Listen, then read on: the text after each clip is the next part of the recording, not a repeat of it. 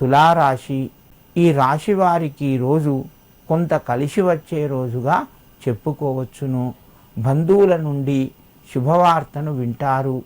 వ్యాపార రంగంలో ఉన్నవారికి కొంత లాభాలు కూడా పొందుతారు. ముఖ్యంగా శుభ కార్యక్రమాల్లోపట పాలు కొనేటప్పుడు ఈ యొక్క శుభవార్తకు సంబంధించి అంటే పెట్టుబడులకు సంబంధించి నిర్ణయాలు తీసుకోవలసిన పరిస్థితి వస్తుంది.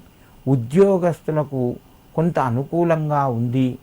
నిరుద్యోగులకు వారి ప్రయత్నాలు ఈరోజు ఫలిస్తాయి.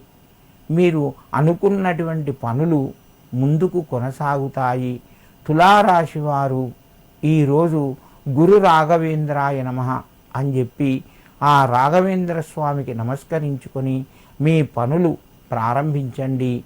మీకు మరింత శుభయోగం కలుగుతూ ఉంటుంది.